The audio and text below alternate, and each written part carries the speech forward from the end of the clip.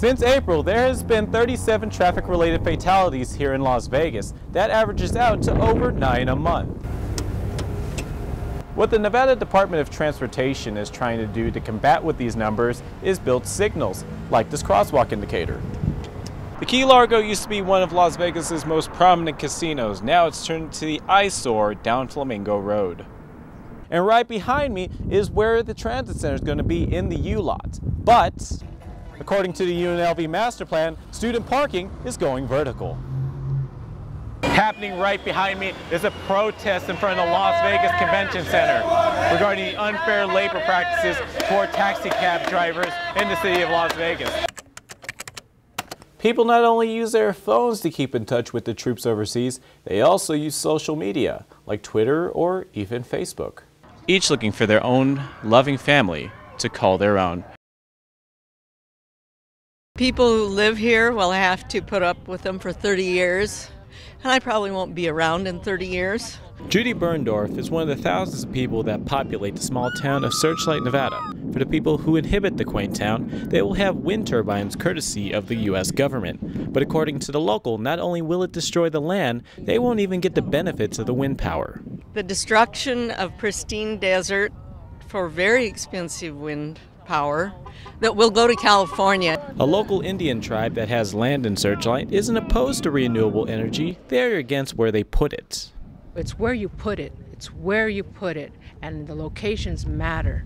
And the reason why the tribe is concerned that this is a bad location is because they've not talked to us directly. Now the wind turbines are said to go just beyond the hills over there, all the way to Spirit Mountain just right behind me. And for local searchlighters, it's going to be more than just an eyesore for the turbines. It's also going to affect the environment. There'll be a lot of blasting.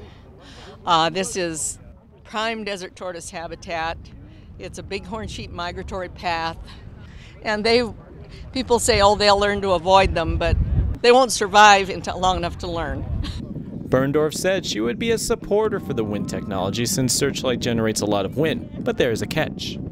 If it were more effective. From Searchlight, Nevada, I'm Carl Winder, Fox 5, local, Las Vegas. I heard what sounded like a pretty gruesome collision. Abraham Donis was tossing his sign when he heard a disturbing collision.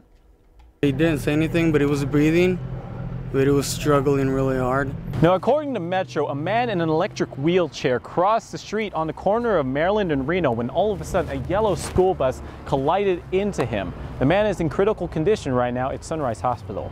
So we're very concerned about his condition and whether or not he's going to survive the injuries that he's sustained this afternoon. The victim was an elderly man, and Officer Richard Strider said the crosswalk where the accident happened is a busy intersection for foot traffic. The people here use this crosswalk to go in and out of the neighborhoods and to the 7-Eleven right here across from us. People that live near the intersection say there have been many close call accidents at the crosswalk. Metro said accidents like this happen at many places. You know, it just goes to tell you that it could happen anywhere. I mean, there's no actual pattern to what we see happening with these auto pedestrian collisions in our valley. Officer Strider went on to say that people who use the crosswalk and who operate a vehicle have to share the road. I think it's everybody's responsibility to be safe, pedestrians and drivers. According to the Clark County School District, there were no kids at the school bus at the time. The bus was going to an elementary school. But for Donis, the accident left him shocked. I've never seen that before. Reporting for Studio G, I'm Carl Winder. Oh, I've never seen another place like this for all the other habitats and sanctuaries that I visited. Brian Rounds has been a lion trainer at Lion Habitat Ranch right outside Las Vegas for 6 years. And in his experience, which includes working at Ringling Brothers Circus, this is the best lion sanctuary he has ever seen. In my opinion, by far the best and well kept up lion habitat facility. The Lion Ranch used to be owned by MGM and was closed to the public, but when their contract expired, owner Keith Evans decided to open the ranch to the public. We decided to open up the ranch to the public so they could see all 40 lions instead of just 2 at a time. And for Evans, he is more than happy to see the lions he and his staff have raised to just stay on the ranch. We're just happy that they get to stay at home. They don't have to go anywhere now for people to see them.